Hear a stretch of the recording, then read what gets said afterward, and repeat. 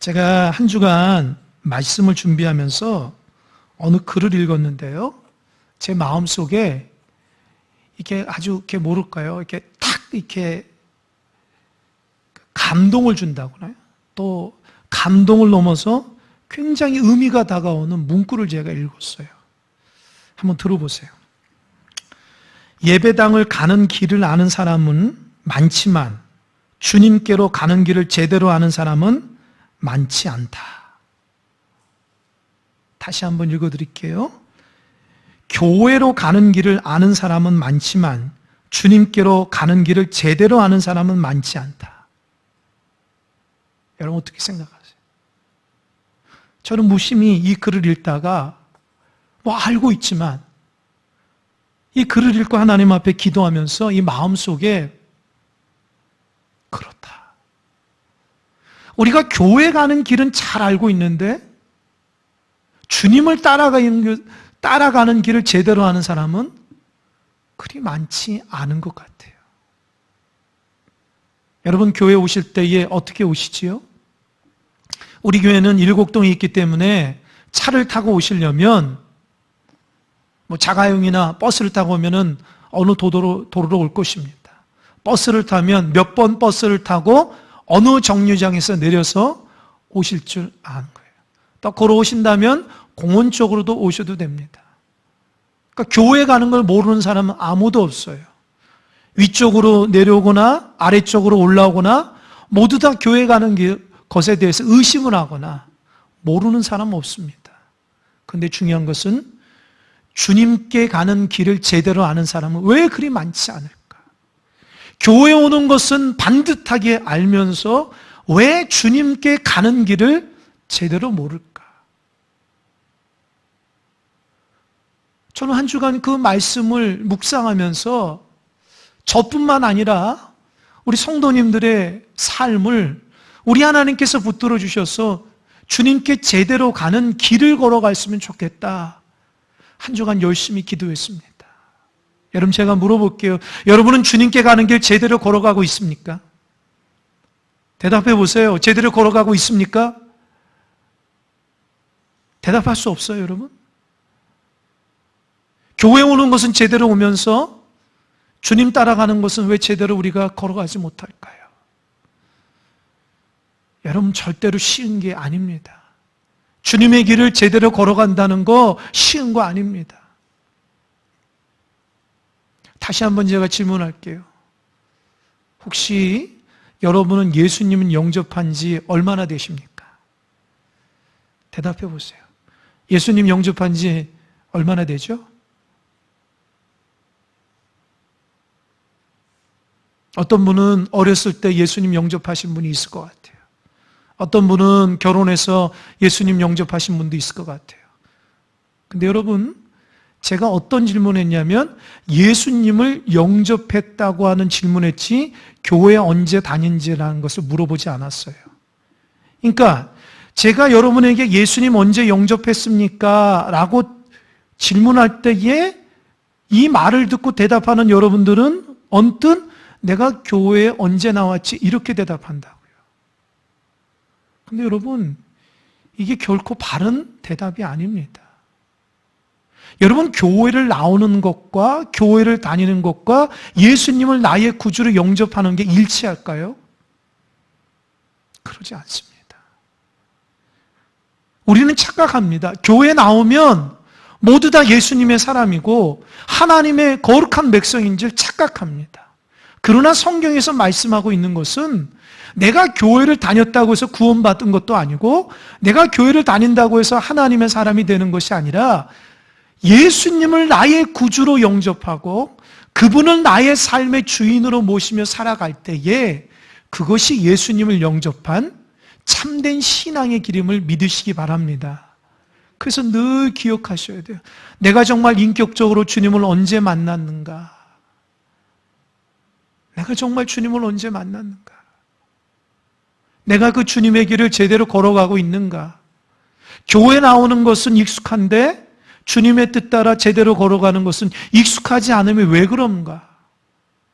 교회 나온 지 10년, 20년, 아니 30년이 넘는 세월 속에서 왜 주님의 길을 제대로 걸어가지 못했을까? 그런 여러 가지 생각을 가지고 제 자신에게 말하는 설교 같아서 그런 마음으로 하나님 말씀을 대했습니다. 그래서 오늘 말씀은 사실 저에게도 말씀하는 바입니다. 내가 지금 제대로 믿음의 길을 걸어가고 있는가? 저는요, 5살 때 예수님을 영접했고요.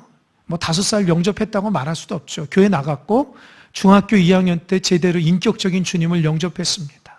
그리고 하나님의 은혜로 신학을 가게 됐고요. 제가 97년도부터 교회 사역을 하게 됐습니다. 그러니 벌써 몇 년입니까? 25년 조금 안 돼요. 그 수많은 세월 속에서 나는 제대로 주님의 길을 올바르게 걸어가고 있는가? 자꾸 질문하게 되는 거예요. 나는 정말 주님이 원하시는 길을 걸어가고 있는가? 그렇지 않은가? 그래서 오늘 말씀을 통해서 주님께 나아가는 길이 어떤 길인가에 함께 말씀을 나눴으면 좋겠습니다. 여러분, 오늘 말씀은 마태복음 8장입니다. 마태복음 8장은요, 기적과 이적으로 가득 차 있습니다. 첫 번째로 예수님이 산에서 내려왔을 때에 나병 환자 한 사람이 예수님께 나와서 무릎을 꿇어요. 그리고 주여 원하시면 저를 고쳐달라고 합니다. 주님께서 그의 귀한 믿음을 보고 고쳐주셨습니다. 두 번째는요, 한 백부장이 예수님께 나와서 자기 문제가 아니고 자기 하인이 중풍병으로 죽어가는데 너무나 불쌍해서 볼 수 없으니 주님께서 좀 고쳐달라고 하니까 주님께서 그 백부장을 따라서 같이 가려고 하니까 주님, 그저 말씀만 하시옵소서.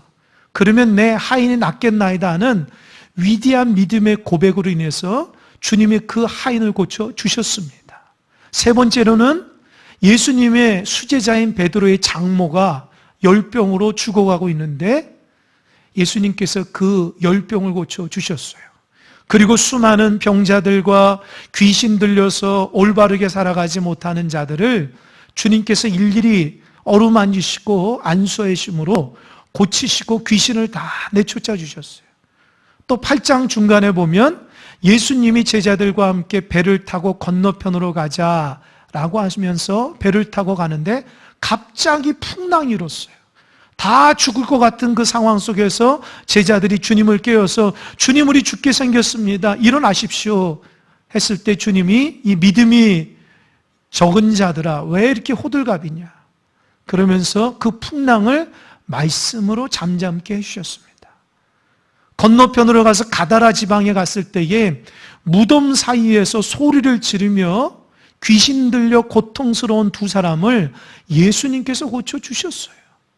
그러니까 8장은 모두 다 기적과 이적이 담긴 장입니다. 참 놀라워요. 주님의 공생의 기간 동안에 이 마태복음 8장만큼 이렇게 많은 기적과 이적이 기록하는 데가 별로 없습니다. 그러니까 8장은 정말 예수님이 이 땅 가운데 왜 오셨는가에 대한 귀한 뜻을 전하고 있는 모습을 담고 있어요. 이렇게 예수님이 가는 곳마다 기적과 이적을 행할 때에 나타나는 현상이 있습니다. 그게 뭘까요? 사람들이 몰려다니는 거예요. 사람들이 다 나온 거예요. 그러니까 예수님이 있는 곳마다 수많은 사람들로 가득 넘쳤습니다. 왜요? 인생의 문제가 그렇게 많은 겁니다. 어떤 집안에 있어서 어떤 사람은 이런 문제, 저 사람은 저런 문제, 그러나 이것을 해결하지 못하는데 예수님께서 이 땅에 오셔서 말씀으로 고치시는, 말씀으로 해결되는 모습을 보면서 아주 놀라운 은혜를 받고 주님 전에 와서 여러 문제들을 안고 주님 앞에 고백하기 시작합니다. 그때에 주님의 마음이 어땠을까요? 만약에 여러분이 제자라면 여러분의 마음이 어땠을까요? 먼저 제자들은요 기뻤을 거예요. 왜요? 모든 사람들이 다 자기 주변에 나와서 호감을 갖고 있기 때문이에요. 어떤 사람은 나와서 예수님과 예수님 제자들에게 도시락도 갖다 주고요, 그 필요하시는 생필물도 갖다 주고요, 은혜 받았다고 이것저것 많이 갖다 줍니다. 모든 사람들이 예수님과 그의 모든 제자들을 아주 좋게 생각하니까 제자들은 아주 썩 유쾌한 거예요. 그리고 문제는 이 수많은 사람들이 그저 예수님께 호감 가는 정도가 아니라 이제는 자기들끼리 의논해서 세상 임금 삼으려고 하는 거예요. 지금 나라를 다스리는 로마는 유대 백성들에게 아주 고통과 아주 힘들게 어렵게 하는데 예수님은 자기들한테 그렇게 하지 않거든요. 먹을 거 문제 해결해 줍니다. 질병의 문제 해결해 줍니다. 인생의 문제를 해결해 주니까 예수님을 세상 임금으로 삼으려고 모든 사람들이 가는 곳마다 예수님을 따라가며 우리 임금 삼아주세요. 우리 임금 돼주세요. 이렇게 하는 거예요. 그러니까 제자들 입장에서는 기분이 좋은 거예요. 왜요? 예수님이 세상에 임금 되면 예수님의 제자들은 권세를 누릴 수 있기 때문이에요. 인생을 살아가면서 근심과 걱정 없이 잘 살 수 있기 때문입니다. 그런 세상적인 마음으로 제자들은 기쁜 거예요. 또 한 가지는 영적으로 생각해 보면 수많은 사람들에게 복음을 전하려고 찾아가는 것보다도 수많은 사람들이 자기 문제를 가지고 주님 앞에 나오니 얼마나 효율적이에요. 찾아가지 않더라도 자기들이 제 발로 걸어오니 주님의 복음의 말씀으로 변화시켜서 이들을 더 많은 사람들에게 주님의 귀한 말씀으로 변화시킨다는 게 제자들이나 예수님 입장에서는 아주 좋을 겁니다. 그런데 주님은 그렇게 생각하지 않으셨다는 거예요. 오늘 본문의 말씀 18절 한번 읽어볼까요? 다 같이 18절. 18절 다 같이 한번 읽어보겠습니다. 시작.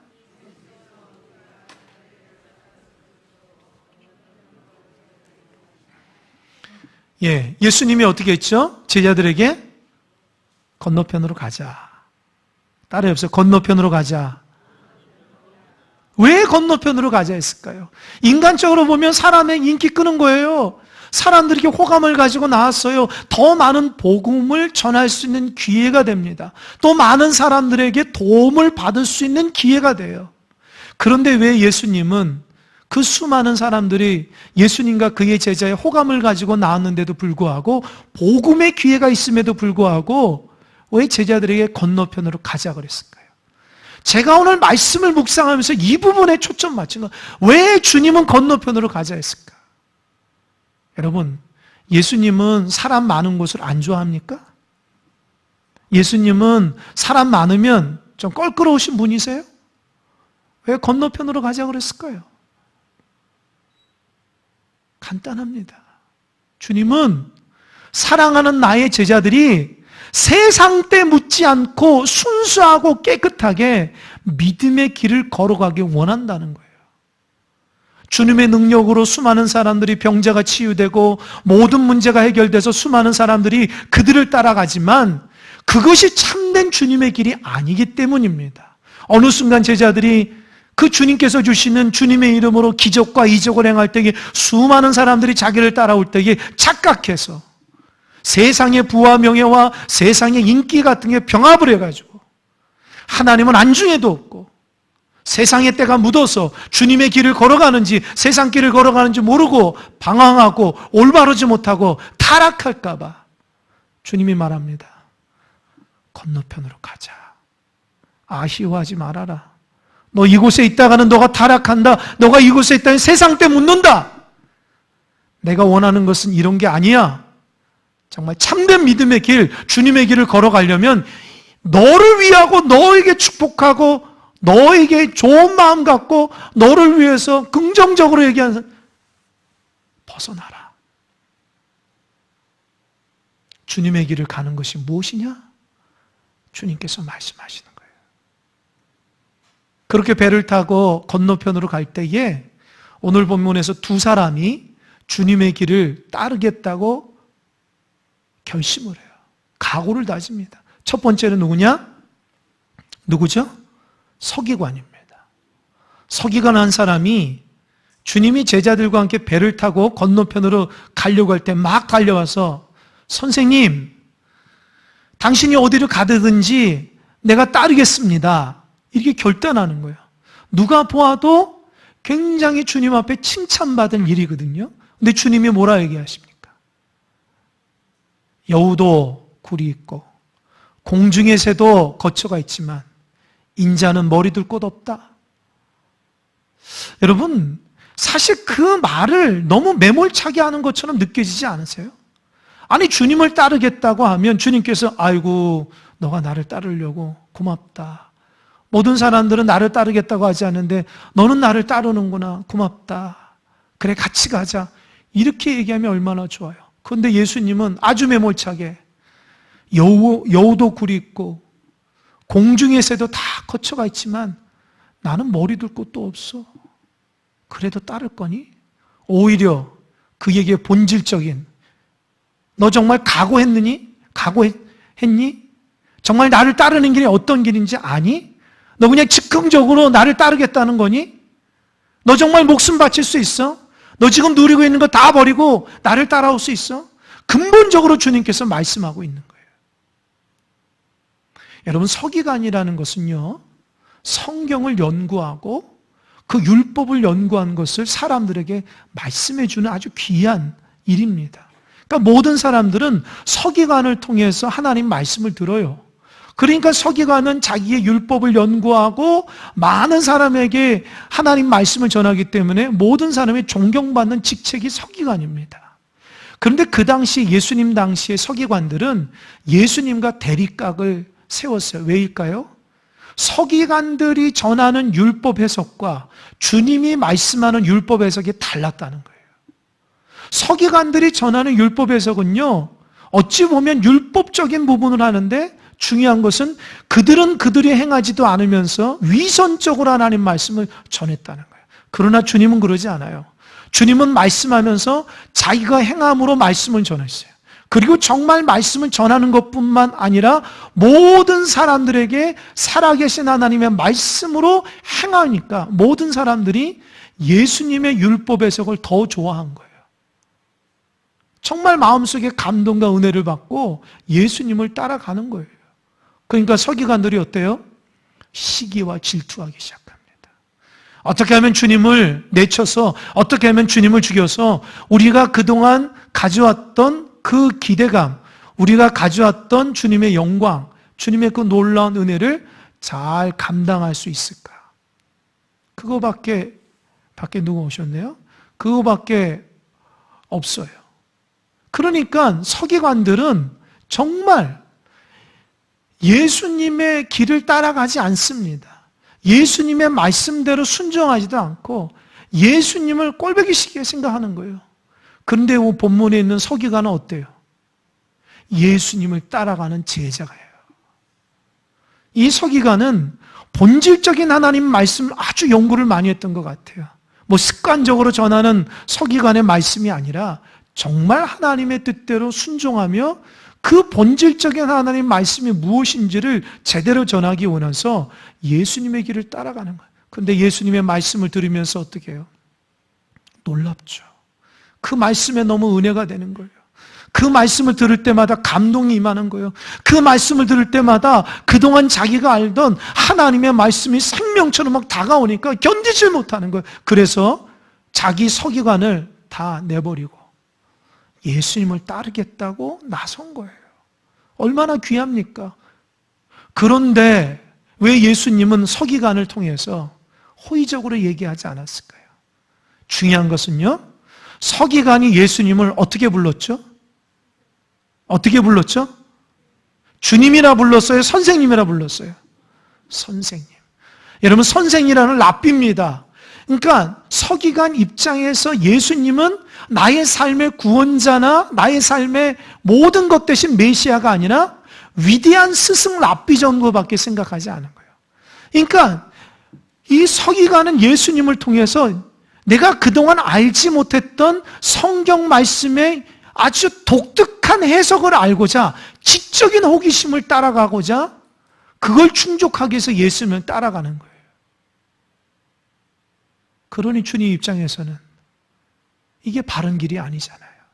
예수님을 나의 구주로 모셔야 되는데 자기가 예수님보다 더 성경에 모르니까 그 예수님의 독특한 성경 해석과 지식을 통해서 다른 사람한테 더 많은 영향력을 주려고 또 예수님이 행하시는 기적과 이적을 덧붙여서 자기 것으로 만들면 자기는 앞으로 살아가면서 서기관 중에 서기관이 되겠다고 하는 주님을 향한 본질적인 헌신이 아니라 인간적인 부분에서 주님을 따르고자 하는, 어찌 보면 하나님 보시기에 온전치 못하니까 주님이 그걸 정확히 하는 거예요. 너 정말 희생을 각오하느냐? 나를 따라가는 것이 희생을 각오하는 줄 아느냐? 너 나 따라와서 독특한 성경에서 그거 배우고 사람들에게 병자와 모든 문제 해결하는 그 마술 같은 능력만 나를 바라보며 따라가려고 하느냐? 여러분 어떻습니까? 여러분 신앙생활하는, 또 교회 나오신 이유가 뭡니까? 목회자의 독특한 성경 말씀 그 좀 은혜 받았다고 그걸로 위안 삼으면서 신앙생활 하십니까? 여러분 성경 지식을 위해서 교회 나오십니까? 남보다 더 많은 성경을 알고 남보다 더 많이 경험을 많이 쌓기 위해서 신앙생활 하십니까? 아니면 희생하며 내가 정말 주님의 걸어가신 그 길을 따라 진짜 걸어가길 원하십니까?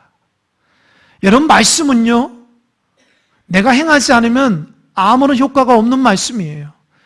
여러분 말씀을 알면 뭐합니까? 그 말씀대로 실천하지 않으면 그 말씀이 나에게 유익함이 없는 거예요. 사랑하라 말하면서 사랑하지 않으면 나이가 그 말씀이 무슨 나에게 의미가 있습니까? 기도하며 축복받는다고 알면서도 기도하지 않으면 그 축복이 나에게 의미가 있습니까? 여러분, 하나님의 말씀은 여러분의 지적인 부분을 충족해서가 아니라 생명의 길을 걸어가라고 그렇게 실천해서 말씀하신 거라는 거예요. 신앙생활 10년 하면 말씀 모르는 게 없어요. 수많은 말씀을 다 들었기 때문에 어느 정도 다 압니다.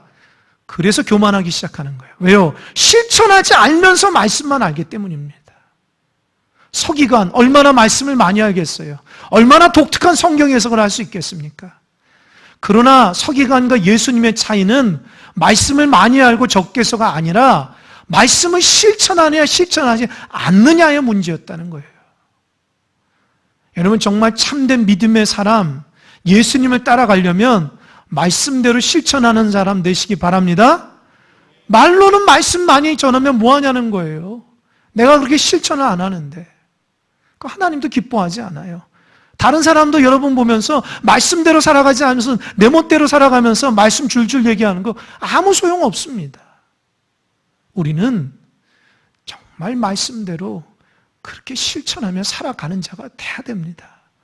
정말 주님의 길을 따라가려면 말씀에 순종하겠다는 자세와 내가 주님 때문에 인기 끌려고 하는 것이 아니라 내가 주님을 위해서 내가 있는 건 내버리고 희생하면서 정말 참된 진리의 길을 따르고자 다짐하며 나아가는 것이 주님을 따라가는 것을 잊지 마시기 바랍니다. 두 번째로, 정말 예수님을 따라가는 게 뭘까? 어느 한 제자가 예수님께 와서 물어요. 주님, 저도 주님을 따라가려고 합니다. 그런데 내 아버지 장례 마치고 와서 따라가겠습니다. 이렇게 얘기하거든요. 근데 주님은 야, 죽은 자들로 죽은 자 장례하고 너는 나를 따르라는 거예요. 저는 이 말씀을 처음에 읽을 때 참 주님이 이렇게 무정한가? 주님이 이렇게 사랑이 없나? 주님은 정말 효도하지 말라고 하신 건가? 여러분 어떻게 생각하세요? 여러분 이 두 번째 예수님께 헌신을 다짐한 사람이 제자라고 했어요. 제자. 그냥 무리가 아니고 성도, 그 무리가 아니고 사람이 제자. 그러면 12 제자는 아니지만 그래도 상당 부분 예수님을 잘 따라갔던 사람 중에 하나이기 때문에 제자라고 한 거예요. 그러니까 그동안 예수님을 따라다닌 거예요. 근데 이제 본질적으로 예수님은 정말 본격적으로 따라가겠다고 얘기한 거예요. 근데 여러분 오늘 본문에 보면 아버지 장례라고 얘기하는데 이 아버지 장례라고 얘기하니까 아버지가 돌아가신 것처럼 나오는데 본문으로 보면 그런 의미가 아니에요. 지금 아버지가 병들어 있다고 하는 의미를 얘기하고 있는 거예요. 그러니까 지금 장례가 지금 난 것이 아니라 아버지가 병환 중에 있어서 위독한 순간이라는 거예요. 그러니까 아버지를 병간호하다가 아버님 장례를 마치면 내가 본격적으로 주님 따르겠다는 거예요. 여러분, 누가 들어도 좋은 말이잖아요. 그죠? 칭찬받을 만한데 주님은 아니라는 거예요. 야, 죽은 자들을 장례하고 너는 나를 따르라는 거예요. 이게 무슨 말일까? 기독교를 공격하고 예수님을 부정하는 사람들 중에 대부분이 이 본문을 들어서 예수님은 반인륜적인 사람이다. 어떻게 부모 공경도 하지 않도록 그렇게 이기적으로 자기만 따르라고 했을까? 이렇게 공격합니다. 정말 주님이 그런 의미일까요? 아니에요. 여러분, 십계명에도 보면 사람과의 계명 중에 첫 번째 계명이 5계명이 뭐라고 그랬어요? 내 부모를 공경하라고 그랬어요. 하나님도 그렇고 예수님도 부모 공경을 첫 번째로 우리의 삶의 인간 세상에서 가장 중요한 덕목으로 삼고 있어요. 그런데 왜 본문에서는 그렇게 얘기했을까요? 여러분, 이 부분은요, 주님이 이 주님을 따르겠다고 하는 이 사람의 미래를 다 알기 때문에 그래요. 이게 무슨 말이냐? 이제부터 잘 들어보세요. 그래, 너 가서 아버님 장례 잘하고 와. 그렇게 예수님 했다고 하면 이 제자는 어떻게 해서 주님에 나왔냐는 거예요. 제가 묵상하면서 그걸 느끼는 거예요. 아마도 이 사람은 주님을 따르고 때에 아버지가 병원에 있기 때문에 주님을 따랐을 거예요. 아버지 문제를 해결하기 위해서 주님을 따랐을 거예요. 그런데 주님을 따르면서 뭐를 깨닫냐면, 죽고 사는 문제가 하나님께 있는데 죽는 것도 하나님의 뜻이라는 것을 깨닫게 된 거예요. 그러니까 이 사람은 그래, 우리 아버지가 살다가 병에 걸려서 이제 하나님 나라 가는 것이지 라고 하는 천국의 그 놀라운 은혜를 경험한 거죠. 그러니까 더 이상 죽는 것에 대해서 애달프게 생각하지 않는 거예요. 그러면 이 사람은 그러나 인간적으로 보면 아버지를 잘 돌보고 주님을 따르겠다고 했는데, 여러분 생각해 보세요. 주님 앞에 헌신하고 갑니다. 헌신을 다짐하고 이제 아버님이 병들어 있으니까 옆에서 막 돌봐요. 그럼 여러분, 돌보다가 힘들고 어려운 문제가 없을까요?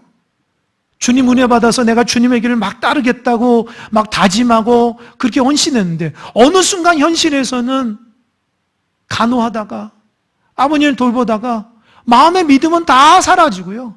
인간적인 마음은 가득할 수밖에 없다는 거예요. 그러니까 주님을 따르겠다는 마음이 한순간에 열정이 되어버린다는 거죠. 또 장례를 한다고 생각해요. 아버님 돌아가셨어요. 그래서 장례를 하는데 많은 사람들이 와서, 특별히 친척 중에 불신앙적인 친척이 와서, 너 그동안 예수님 따라간다고 바빴지? 그래, 그 주님이 네 아버지 살아가게 했냐? 너 정말 예수를 따라가면 네 아버지가 이렇게 죽어야 돼?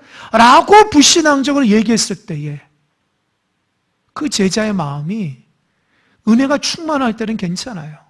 그런데 그러지 않을 때 마음이 흔들리기 시작합니다. 또 아버님 돌아가신 지 어머님만 남았어요. 그 어머님이 그런 거예요. 그 아들에게, 야, 이제 아버님 돌아가셨다. 너가 우리 집안을 일으켜야 된다.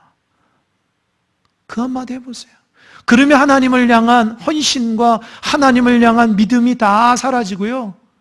가정을 일으키기 위해서 밤낮으로 열심히 살아갈 수밖에 없다는 거예요. 그러니까 주님은 너 부모에게 효도하지 말라가 아니라 너가 정말 나를 따를 때에 먼저 점검할 것은 내가 이 믿음의 길, 하나님의 길을 떠날 때에 우선권을 가지고 얘기했는지를 점검해 봐라는 거예요.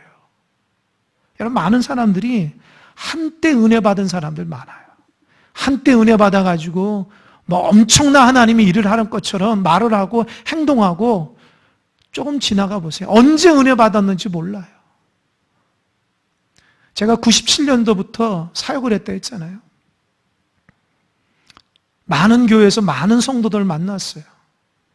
저는 목회자니까 사역하면서 여러 교회를 다닐 수가 있어요. 다녀보면 이런 사람도 있고 저런 사람도 있어요. 그들 중에 어떤 사람이 저에게 그런 얘기를 한 적이 있어요. 목사님, 정말 신앙 좋고요. 믿음 생활 좋고요. 근데 지금 제가 너무 바빠요. 내가 이 바쁜 문제가 해결만 되면 내가 열심히 주님 따르겠습니다. 어떤 분은 내가 퇴직하면요, 정말 정말 이 좋은 믿음의 길을 열심히 하겠습니다. 그렇게 얘기한 사람이 있어요. 또 어떤 분은 목사님, 제가 하나님께서 이런 은사를 주셨는데 제가 봉사를 해야 되는데 조금만 기다려 주세요. 내가 이제 봉사할게요. 또 어떤 분은 목사님, 제가 하나님 앞에 드리고 싶은 것이 많아요. 헌금도 드리고 싶고 교회 뭐 이것저것 하고 싶은데 지금 내가 부족하고 여유가 없어요. 하나님께서 나 축복 주면 많이 드릴게요. 그런 사람들도 봤어요. 그런데 놀랍게도 그런 사람들 중에 하나님께서 그에게 시간적인 여유를 주고 물질적인 축복을 주고 또 은사할 수 있는 사역의 장을 열어줘도 안 하더랍니다. 안 합니다. 왜요? 한때였어요, 한때. 그때는 엄청나게 하나님을 위해서 한 것처럼 생각했는데 지나가 보니까 못해요. 그때 제가 깨달았어요. 그리고 나서 얘기합니다. 바빠도 괜찮습니다. 바쁠 때 하나님 섬기는 게 진짜 믿는 거예요. 하나님 주신 은사 사용 안 하면 안 됩니다. 하나님 기뻐하지 않아요. 작은 것일지라도 하나님을 섬기세요. 지금 물질 많이 없더라도 작은 것에도 구별하세요. 그때 하나님께서 축복할 때에 더 큰 하나님 앞에 드릴 수 있는 마음과 믿음이 생깁니다. 제가 이렇게 말하기 시작했어요. 여러분 어떠십니까? 여러분 바쁘십니까? 뭐가 그리 바쁘십니까? 여러분, 우리가 하나님께 나올 때에 말로는 나중에 어떻게 한다 그런 사람 많아요. 그때 가보세요. 되겠냐고요. 주님의 길을 따른다는 것이 오늘 말씀에서 너가 당장 은혜 받고 따르지 않으면 나중에 안 된다는 거예요. 우선권을 가지고 안 되면 안 된다는 거예요. 우리는 언제든지 나중에 얘기합니다. 나중에 언제요? 그때 하나님 앞에 서 있을 거예요. 서 있을 거예요. 여러분, 시간은 기다려주지 않습니다. 하나님 앞에 축복받는 기회가 무궁무진한 게 아닙니다. 지금 하나님 앞에 받은 은혜 순종하며 하나님 앞에 하면 되는 것입니다. 바쁘고 힘들어도 그 시간 하나님 앞에 구별하는 것이 가장 하나님이 기뻐하시는 거예요. 내가 작은 물질이지만 하나님 앞에 구별할 때에 하나님이 더 큰 은혜를 주시는 거예요. 하나님 나에게 이런 봉사할 수 있는 기회가 주어졌을 때에 바로 하는 것이 하나님 기뻐하시는 거예요. 내가 시간적 여유, 물질적 여유, 모든 은사적인 여유가 있어서 장이 딱 마련되면 그때 할 수 있을 것 같아요. 그때 가도 하나님은 여러분 쓰지 않습니다. 왜요? 이미 하나님 여러분 마음을 알기 때문입니다. 그러니까 어때요? 지금 당장이에요. 주님의 길을 걸어가는 거 지금 당장이에요. 나중에는 소용이 없어요. 제가 신학교 들어가면서 많이 불렀던 찬양입니다. 그게 오늘 결단 찬양인데요. 자막을 한번 띄워줘 보세요. 찬송가 323장. 부름받아 나선 위문이거든요. 제 신학교 가서 많이 불렀어요. 신학생들이. 자막 한번 띄워주세요. 1절을 보면 부름받아 나선 위문 어디든지 가오리다. 괴로우나 즐거우나 주만 따라 가오리니 어느 누가 막으리까? 죽음인들 막으리까? 아골골짝 빈들에도 복음 들고 가오리다. 소돔 같은 거리에도 사랑 안고 찾아가서. 3절 존귀 영광 모든 권세 주님 홀로 받으소서.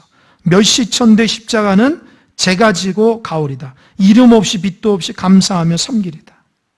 여러분, 이제 됐습니다. 여러분, 신학교 딱 들어갔을 때에 예배하면서 저 찬양 많이 불렀어요. 내가 주님의 길을 걸어갈 때에 오직 하나님의 영광만, 나를 어디 보내든지 아골골장에 빈들에도 내가 오직 주님의 복음만 가지고 하겠다 헌신했는데요. 대학원 졸업할 때 이런 마음 싹 사라지더라고요. 하나님, 나 푸른 초장으로 인도해 주세요. 아골골짝 빈들 나 가기 싫어요. 하나님, 내가 주님의 길을 가는데 몇시천대 받으면 되겠습니까? 하나님 존귀 영광 주세요. 그렇게 하나님을 위해서 따랐던 믿음의 사람들이 교회 사역하면서 세상적인 걸로 다 물들어 버렸어요. 정말 본질적인 주님의 길을 따라가는 것이 아니라 겉멋 맞들어가지고 푸른 초장만 가려고 하는 거예요. 고생하고 헌신하는 건 생각하지 않습니다. 인정받으려고만 하려는 거예요. 몇시천대 누가 받으려고 해요? 그냥 종기 영광만 받으려고 해요. 여러분, 이게 신학생들만 그러겠어요? 여러분들은 안 그래요? 신앙생활 하면서 어느 순간부터 종기 영광만 받으려고 해요. 몇시천대 안 받으려고 하는 거예요. 내가 왜 이런 일을 해야 돼? 내가 왜 이런 소리 들어야 돼? 여러분 어떠십니까? 주님의 가는 길이 어떤 거예요 도대체? 남에게 인기 끌고 남에게 인정받는 그게 주님의 길이에요? 여러분 정말 주님의 길은 제자들에게 말해요. 건너편으로 가자.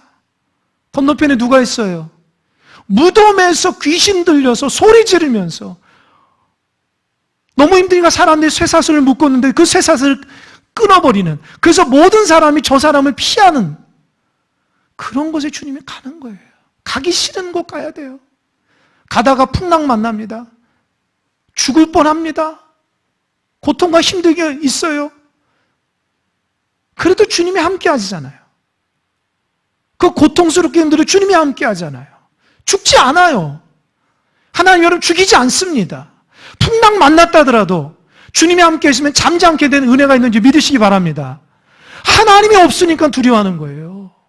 하나님 옆에 있는데 내 배에 같이 있는데 갔죠. 그 귀신 들린 사람 고쳐줬어요. 그런데 사람들이 오해해요. 그 귀신이 나가면서 돼지떼로 들어가는 게 돼지떼가 2천만이나 바다로 뛰어 들어가니까 저 예수 무리가 저렇게 했다고 오해한다고요. 귀신이 한 거지 사단이 한 거지 예수님이 아니잖아요. 그런데도 불구하고 주님의 길은 그렇게 오해받는 길이에요. 남한테 싫은 소리 듣는 길이에요. 고난이 있는 길이라고요. 그게 예수 믿고 신앙생활 하는 겁니다. 인정받고 존경받고 그런 길은 주님의 길이 아닙니다.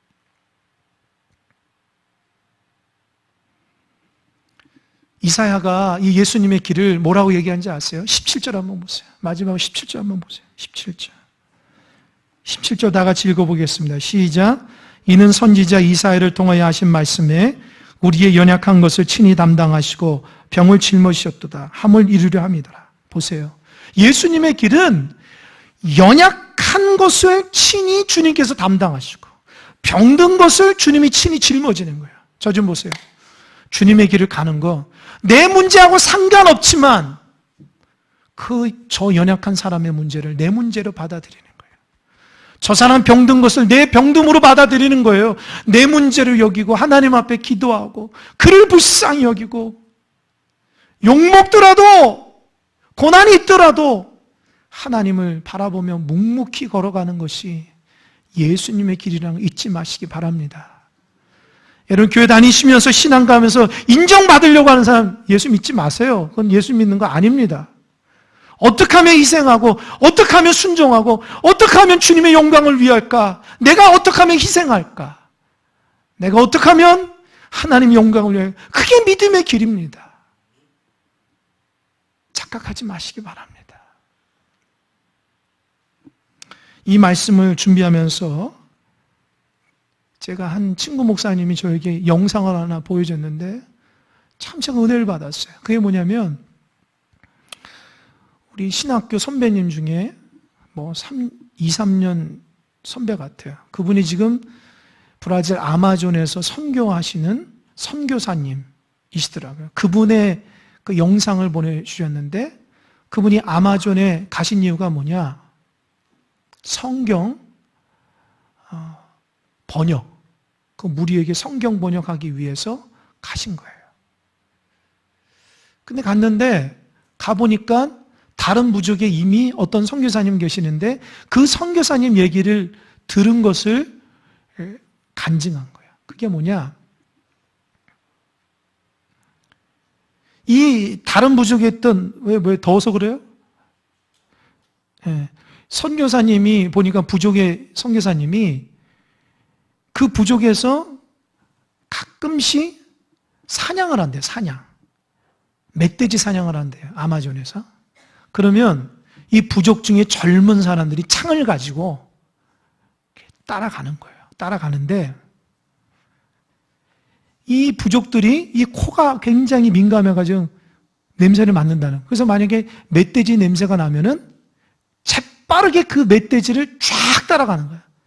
여러분 멧돼지 얼마나 빠릅니까?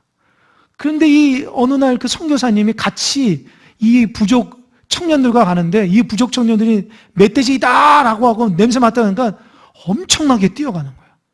그래서 막 자기도 뛰어간 거예요. 그분 선교사 50대거든요. 따라잡을 수 있을까요? 못 잡죠. 나중에 그 부족에서 멧돼지를 딱 메고 딱 집에 왔는데 알고 뭐 선교사님이 없어진 거예요.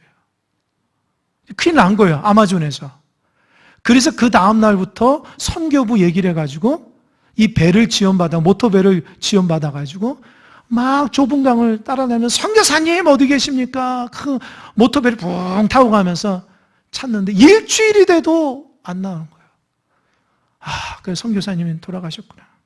그 부족 사람들이 막 자책하더래요. 아, 좀 돌봐야 되는데 우리가 먼저 멧돼지 하느냐고 뒤를 못 봐가지고. 그래서 선교사님이 짐승에 잡아 먹혔거나 무슨 이유가 있어서 돌아가셨을 것이다. 이렇게 생각하고 그래도 마지막으로 한번 가보자 해가지고 모터배를 타고 쭉 가는데 그 모터보트배가 갑자기 엔진이 딱 멈추더라는 거예요. 그런데 놀랍게도 저기서 어느 세미한 음성에 살려주세요. 살려주세요라는 소리가 들리대요. 그래서 가보니까 그 선교사님이에요. 그래서 선교사님한테 그랬대요. 아니 일주일이 넘도록 우리가 이렇게 찾았는데 어디 계셨냐고. 그랬더니 선교사님 뭐랬는지 아세요? 나는 당신들이 모터보트 배를 타고 쭉 무웅할 때 살려주세요라고 그렇게 외쳤는데 당신들은 내 말을 듣지 않았다고. 제가 그 영상을 보고요 많은 깨달음이 있는 거예요.